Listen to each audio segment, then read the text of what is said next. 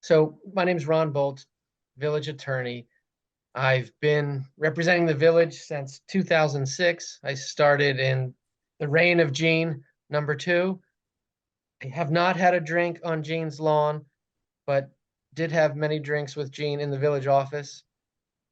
In that day, 2006, drinking games were actually on the agenda, the village council, until Okay. Katie's mom, Jill Filipchik, made us stop doing that. We had all this extra wine from the La Ferme events and had to do something with it. Just kidding, of course. And Michael, I ask you to delete that portion of the recording. So I My don't have. front porch is always available, Ron. You know All where right, I live, right? Okay. right. I'll be And there. actually, anybody else, you walk by the Red House on Shepherd Street, and you'll see me out there every night with my husband. Okay, so anybody's welcome. We're a very Super. happy family. Okay. You follow the trail of Cheetos. Yep. Said So that. I'm going to turn it said over that? to Keith That's Allen true. to tell us about the Open Meetings Act and the Public Information Act. Just kidding. Just kidding, Keith. I'll handle it. It just stressed him out. So I don't want to take up a lot of time. Please feel free to interrupt me if you have any questions. Want this to be an interactive and a helpful meeting and informal, obviously, as we've started with a lot of levity. So I just want everyone to realize that if you didn't already know, the village is a political subdivision of the state. As such, we have to comply with certain state laws. And two of those laws I want to talk about tonight are the Open Meetings Act and the Public Information Act. Those are both sunshine laws. I'm sure you know something about it. Most of the folks here tonight have already heard this speech from me and have taken the training. For those who haven't, don't feel intimidated. Your role here as a committee volunteer isn't going to be that formal. There's just some simple rules we need to have in mind and to comply with. With respect to the Open Meetings Act, it's important to know that before your committee has a meeting, you have to do a couple things. You have to give notice to the public so that they have an opportunity to come and witness. They don't necessarily have the right to participate, but they do have the right to witness. Whether or not members of the public participate is up to the individual committee. And you have to post with that notice a general agenda of the topics you know in advance you're going to cover. That has to be given reasonably before the meeting. The law doesn't define how much time you have to give that notice, but interpretive guidance reflects that reasonable generally means when you know you're going to have the meeting, then it's reasonable to give notice. If you know 2 weeks in advance, then give 2 weeks notice. There may be occasions where you decide only with 3 days notice that you want to have a meeting, and that's okay. The interpretive guidance reflects that that's reasonable under the circumstances. If you hadn't planned the meeting before that, then 3 days notice is reasonable. Now, although you have to have an agenda and notice for meetings, when a meeting actually occurs is something we need to talk about. Not all the times you actually get together and talk will a meeting actually take place. So under the Open Meetings Act, a meeting only occurs if there's a quorum of your committee present, which means a simple majority. If it's a 5-person committee, then 3 people represent a quorum. And those 3 people or a quorum are discussing what's known as a covered function. If you're discussing something of importance related to village business, then it is a meeting under the Act. Covered functions are broken out into several categories. One, which is the most likely to be what you're doing, is advisory. Advisory means basically putting together a recommendation for the village council. If there's a quorum of you together talking about a recommendation to give to the council, that's an advisory function, also known as a covered function and subject to the Act. The other covered functions are legislative, which is creating laws and rules. Most of you are not going to do that.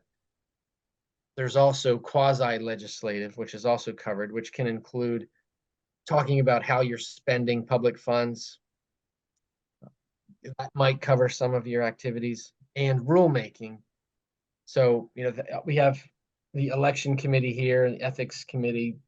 Those two might actually be sitting down on occasion and thinking about drafting new rules for how elections are run, how ethical complaints or requests for advisory opinions are processed. Those would be covered functions.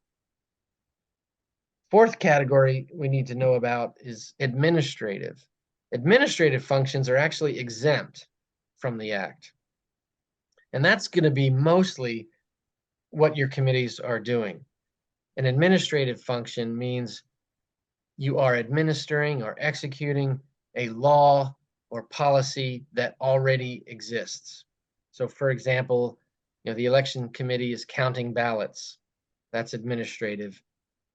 Ethics committees reviewing a complaint that's come in. That's administrative. Who else do we have here? Anti-Semitism, thinking about what programs to undertake. That's going to be advisory. But then once the council approves a specific program, and then you get back together and talk about how are we going to implement it, then that would be administrative. The welcome committee, you're probably planning the Halloween event. The council's already approved that on an annual basis. So when you're getting together to talk about what events are we going to have at our Halloween event, what flavor ice cream, what color banner, etc., that's all administrative. So that's not covered by the Act. Any questions so far? So yeah, Ron, thank you for that. This is Paul. I really like that example you just gave about the Halloween party. So if we're on the community engagement committee and we're planning the Halloween party, we can just go ahead and plan it. We don't need to, give people notice or put them on a Zoom or say that we can come to the meeting. Is that correct? That's correct. That's correct. So you're not going to need to hold an official meeting unless you step out of administrative and into advisory. If you start talking about, well, what else can we do that the council hasn't already approved and budgeted for? What other events might we like to recommend to the council? Then, you're stepping into advisory, and then it would be a meeting.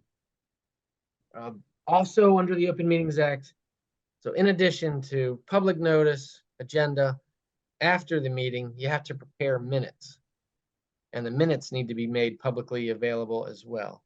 And Michael and Aaron will be available to help you put together agendas, give the notice to the public by posting it on the website and issuing the email blasts, what have you. So make sure you reach out to them if you need that assistance. And after you approve your minutes, you give the minutes to Michael and Aaron as well for posting on the website.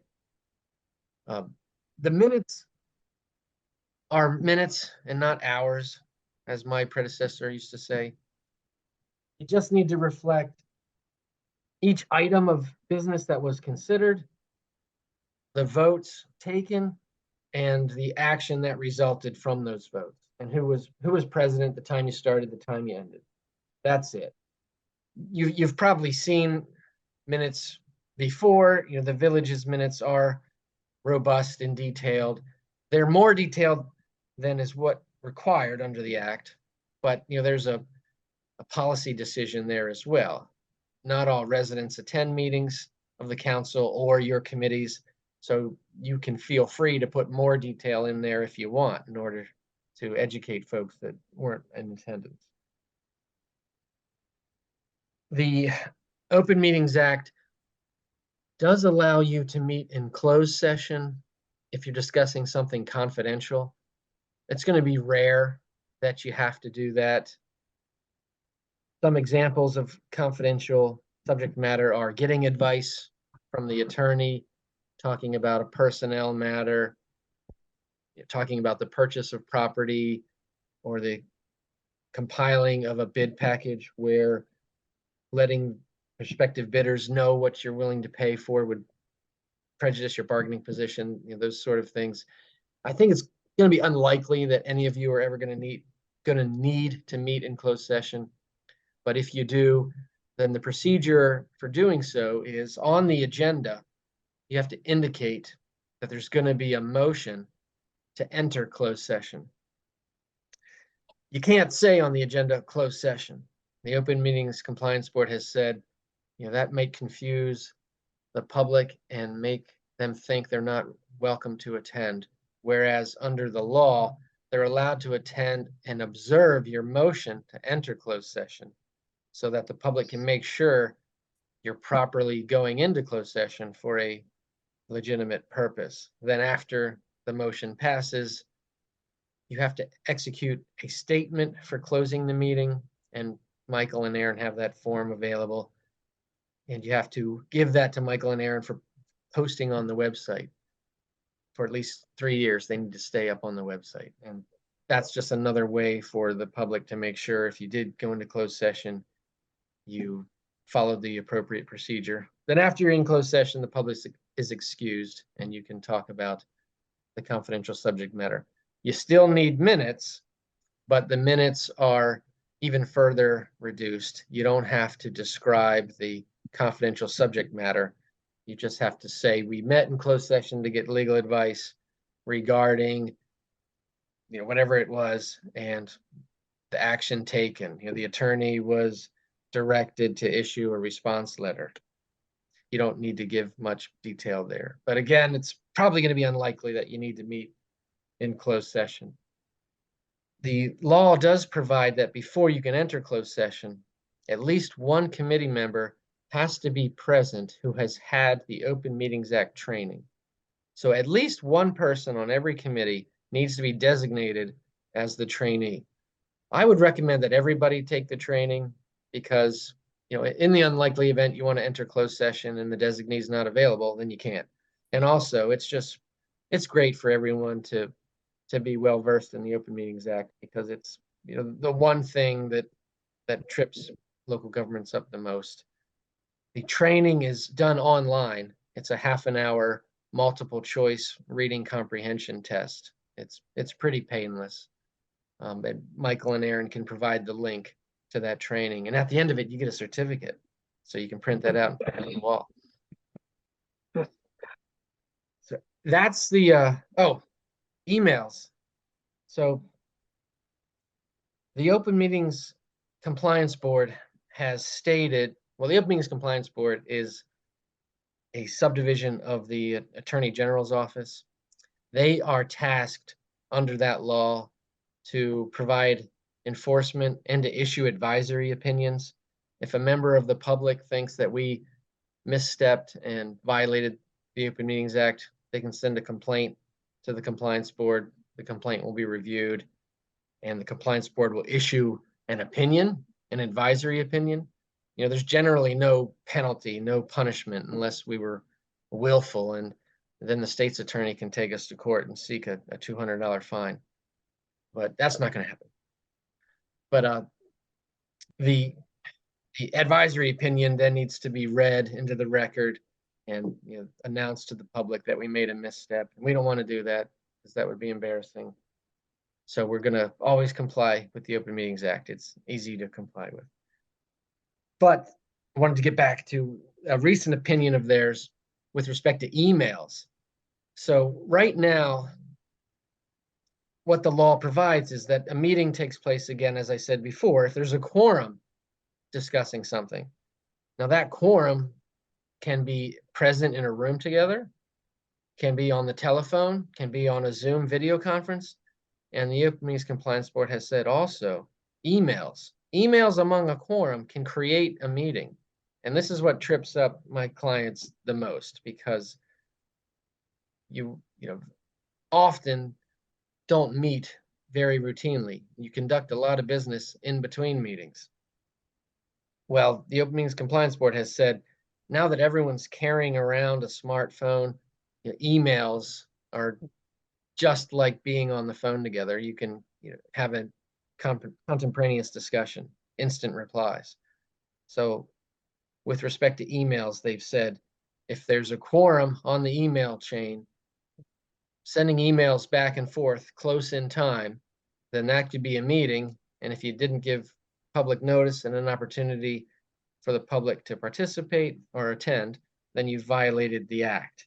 That case came out of Talbot County, and there, over a course of 3 days, there were 15 emails back and forth, and the Open Meetings Compliance Board said that was enough to deem it a meeting. Now, it's only a meeting again if the discussion involves a covered function. So if you're emailing each other back and forth about potential recommendation to the council or rulemaking, that's covered. If you're just emailing back and forth about what flavor ice cream do we want, that's administrative, and it's not going to be a meeting.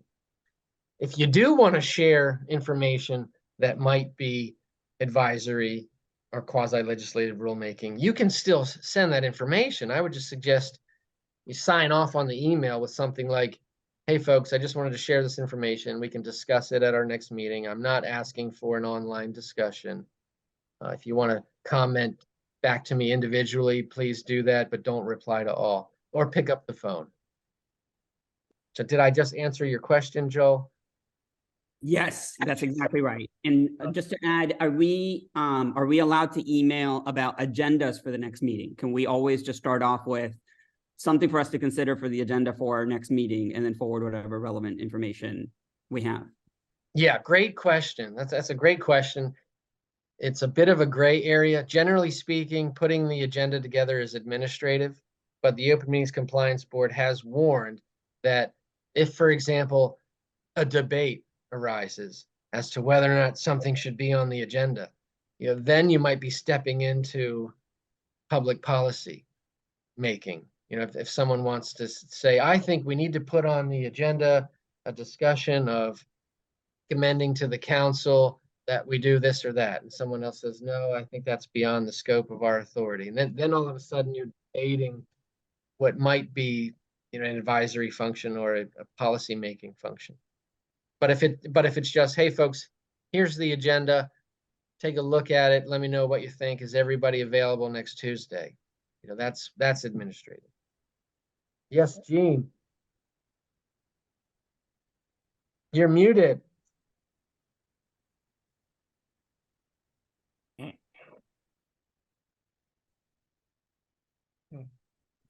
Gene, I think you Okay, unmuted. I'm trying, okay, okay. Ron, Yes. what kind of availability do you offer as the town's attorney to these committees? So if we have a question about, gee, how should I handle this? What should I do? What kind of authority do we have to reach out to you directly? How's that process work? Yeah, great question.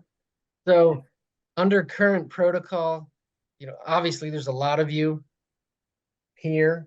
And if all of you had authority to pick up the phone and call me or email me and ask me a question, then I'd be able to retire in 2 years. The current rule is you run questions through Michael, and Michael can decide, is it something that he already knows the answer to, or is it something that I do need to be engaged for? Then he can do that, or the chair of the council, or a majority of the council by vote. Those are the 3 ways to trigger the attorney's clock: the manager, the chair, or a majority of the council.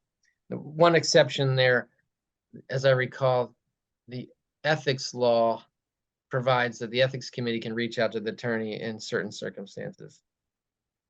Okay, well, what would be very helpful, I think, for the committees might be to have a summary sheet about the things you've talked about tonight, and also who do you reach out to when you have a question about what you should do and shouldn't do?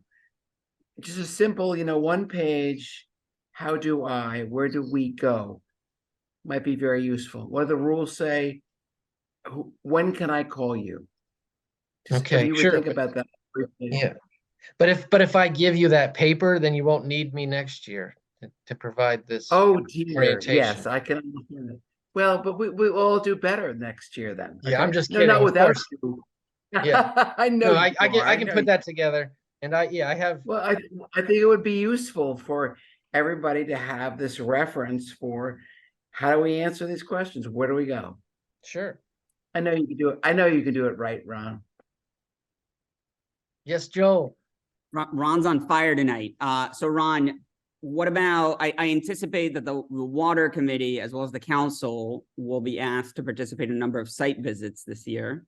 How should we handle site visits? Is there any exemption for site visits? So if it's a site visit where you're just collecting data, then that's going to be administrative. So just be careful, while you're there, not to start talking about the formulation of recommendations. If you think that that's going to occur inadvertently, then you could go ahead and notice it if you're going to have a quorum there and invite the public to come and attend too. Might not be a big deal. And that's a great question, Joel, because I forgot to mention, and I should have, Michael suggested I mention this. The Open Meetings Compliance Board has said the act does not apply to social functions either.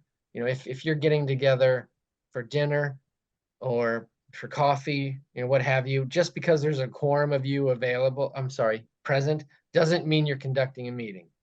But there, just be careful. You don't want the social gathering to inadvertently turn into a meeting.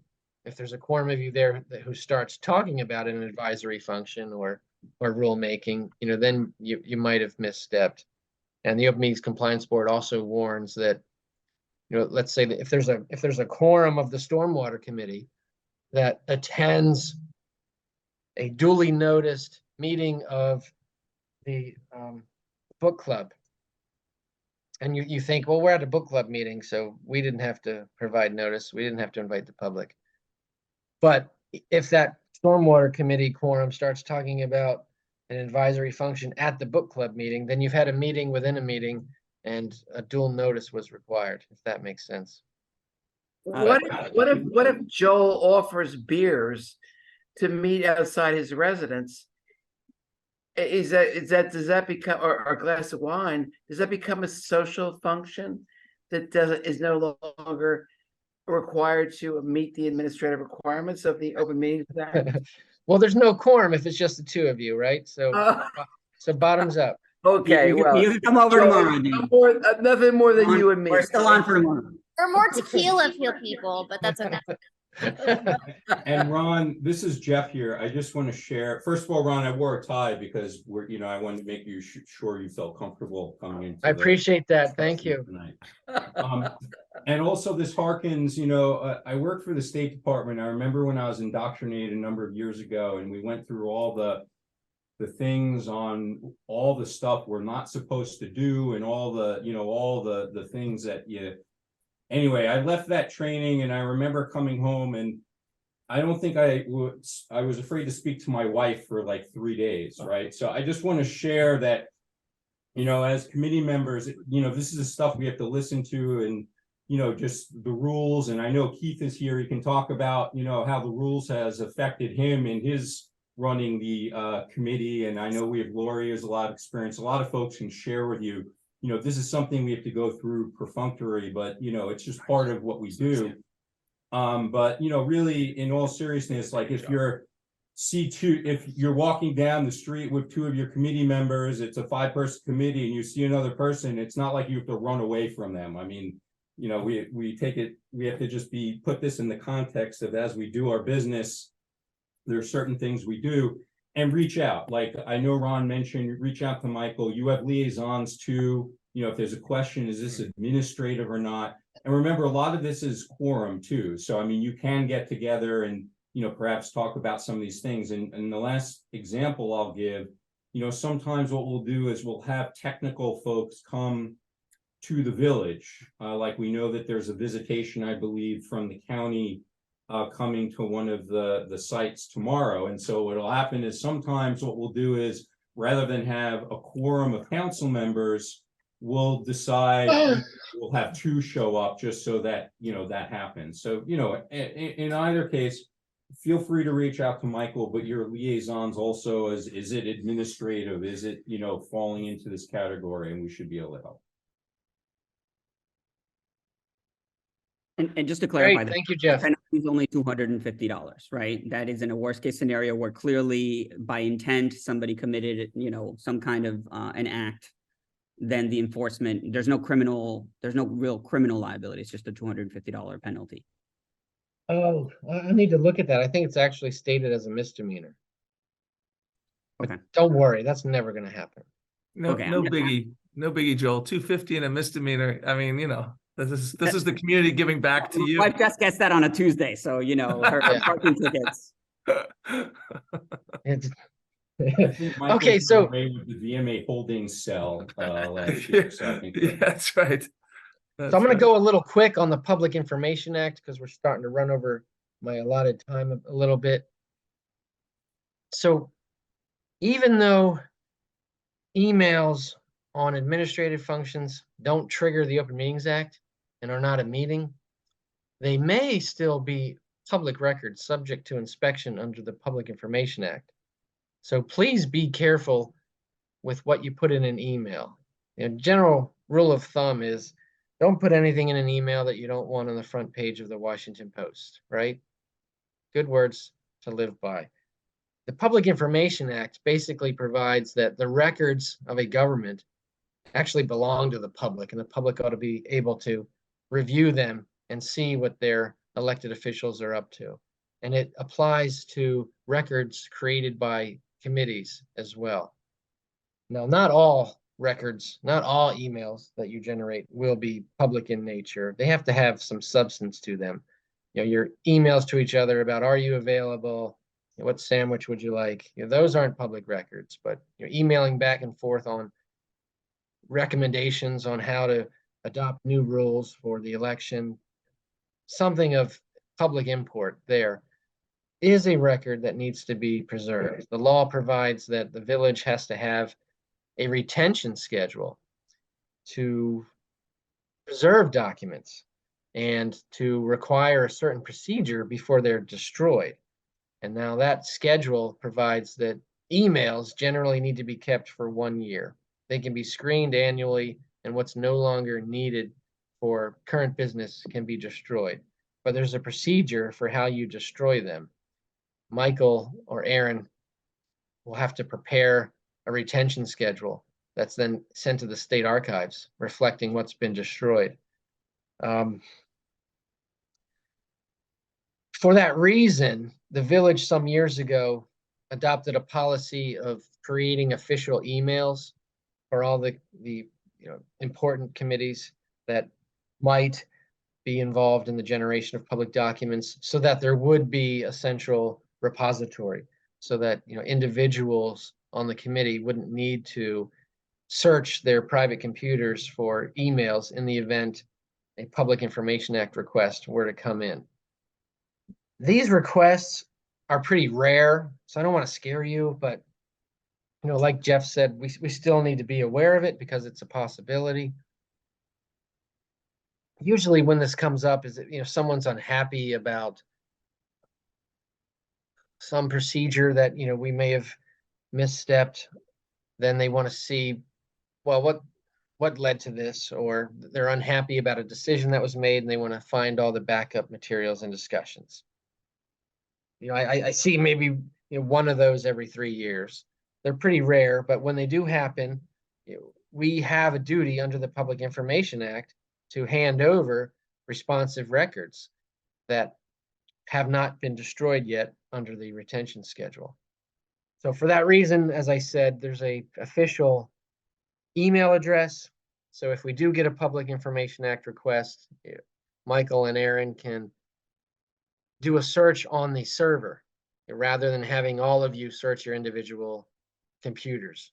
But be mindful here about what we learned from Colin Powell and Hillary Clinton. Just because you decide to use a private server or a private email doesn't turn the email into non-public. It's still public. So I'd say there, just, be careful again with what you put in an email. Try not to have back and forth email discussions on policy business. Your independent private notes are not public records, but written reports that you prepare, recommendations to the council, those are public records. But again, Michael and Aaron are going to help compile and retain all these records. Any questions on the Public Information Act? Ron, real quick, this is Michael. Yeah. For the emails that are for the 3 standing committees, we have emails. Once everyone Okay. on those committees has finished completing their forms, their conflict of interest form and their oath of office, I'll go ahead and provide the login information that's been reset for all 3 of those. Okay, great. Excellent. And then a word about text messaging. So text messages are actually deemed public records, and there's really no good way to preserve and retain them. So it's always been my general recommendation, don't use text messaging to handle public business. Again, if it's administrative, it's fine. If you're just texting to schedule a meeting, that's fine. But you shouldn't be texting back and forth about advisory functions, rulemaking, and the like. Yes, Marty. This is really helpful, Ron, about clarifying. And I just want to go back to a point you made earlier. It's okay for a committee member to send like an idea or a draft proposal to the other committee members, but they can't talk about it online. They have to say, here's the proposal. Let's talk about it at our next meeting. Is that correct? Exactly. Yeah, that's exactly right. And I would just recommend, as a matter of practice, you sign off on the emails saying, I'm not, in order to avoid inadvertently triggering the Open Meetings Act, I'm not inviting a discussion. This is for our next meeting. And if you want to reply to me individually, that would be great, or pick up the phone, but don't reply to all. That's very clear, very helpful. Other question is, like on the election committee, which we have 5 people on, are we able to access the emails that last year's committee had? I mean, is this email, maybe this is a question for Michael, because it would be helpful, I think, for the committee to see what the discussion looked like last year. But most of that won't be on emails unless they maybe, slipped a little bit on their regulations. But I mean, do we have access, I guess, Michael, to last year's election committee emails? Is that something that we'll be able to read when we sign on to the election committee email this year? So they are public records. I don't know what the current process is for destroying what's older than a year. Yeah, I mean, Ron, is there a best practices here where a committee can access the previous year's committee's emails and work, or is that like kept in a vault and then destroyed for various reasons? I mean, you said 3 years, right? Is the normal One year for Oh, 1 emails. year. 1 year for Yeah. emails. Yeah. Yeah. Yeah, I mean, generally speaking, they're public records. An exemption may apply. There are certain exemptions under the Public Information Act as well that deal with confidentiality as well, such as the deliberative process privilege, also known as the executive privilege. There, the law recognizes that when folks are sending information and recommendations to one another, we don't want to put a chilling effect on the full and frank sharing of information and recommendations. So certain records that are deliberative in nature can be withheld. Attorney-client privilege records, personnel records. So yeah, it depends on the specific record that we're talking about. And Ron, one quick question, just for clarity. I think we've been discussing this in the context of sending emails to a group, but could you clarify perhaps? So whether it's a committee or a task force, the idea that it's a one-to-one communication, how some of the things that you just discussed applied in terms of asking for a response or collecting information on particular subject matter versus the idea it's sent in a group, could you clarify that one-to-one versus the group exchange. So, yeah. Back and forth 1-for-1, that's not going to trigger the Open Meetings Act, but it might still trigger the Public Information Act. If two officials are sending emails back and forth on public business, those may be public records subject to inspection. So that's where I would say, again, even though you're not triggering the Open Meetings Act, just be careful, because what you put in an email might be subject to inspection under Public Information Act. If instead of sending the email saying Keith Allen is a beefcake, pick up the phone.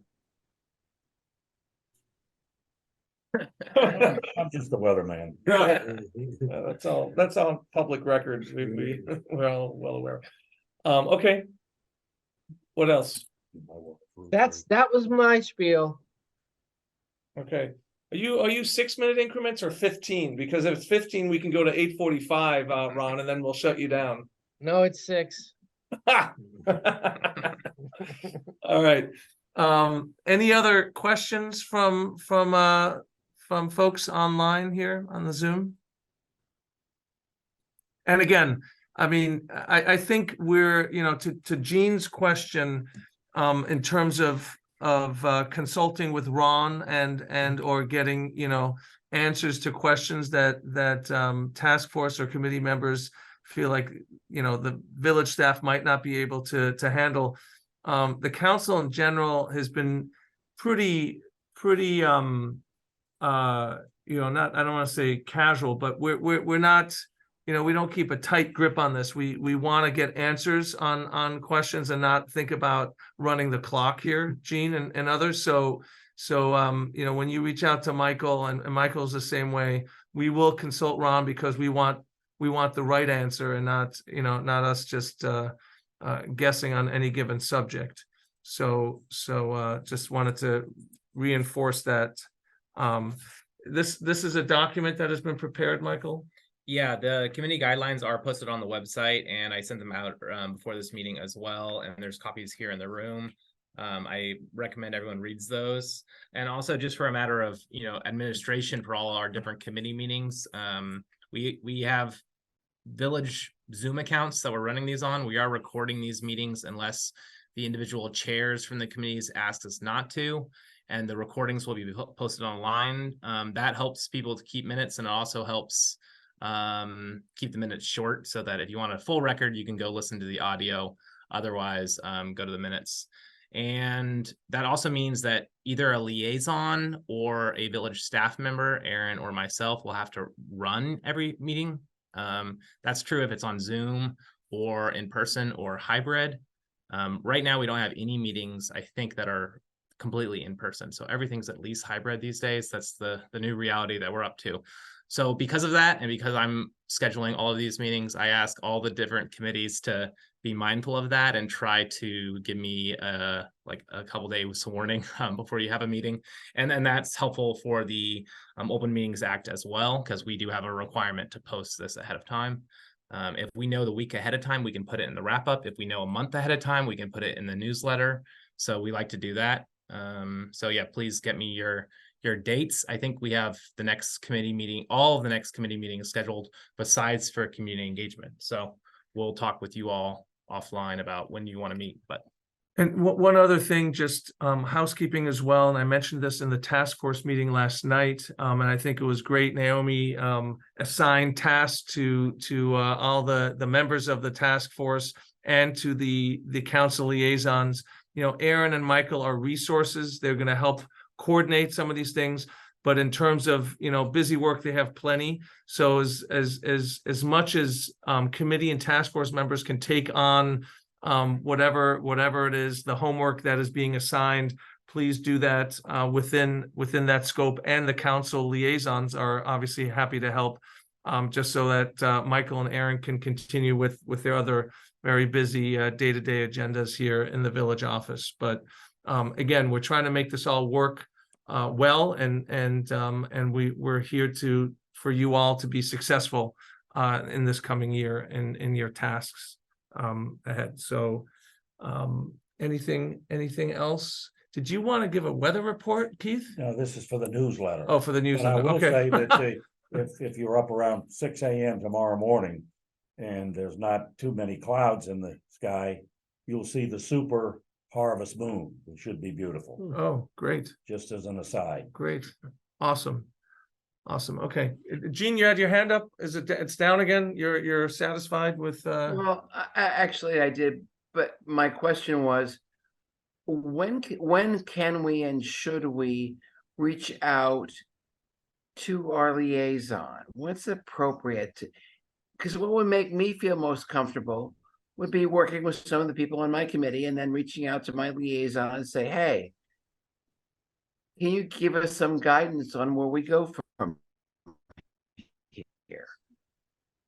How do we know when that's appropriate? I mean, insofar as you guys are in your set committees and task forces, you should probably be in touch with your liaisons at any point now. And don't hesitate, reach out to your liaison, Gene. Well, do we start there or do we go immediately to the village manager? Who's our first choice? to I would help say us you start with the figure out? liaison. Start with the liaison. Okay, that's a good thing to know, I think. Yeah, sorry. Yeah, I think that Okay, the liaison is your direct link to the village office. You can also Mhm. speak to Michael directly, but the liaison's there to help facilitate and make your life easy here in terms of, you know, your work on the committee.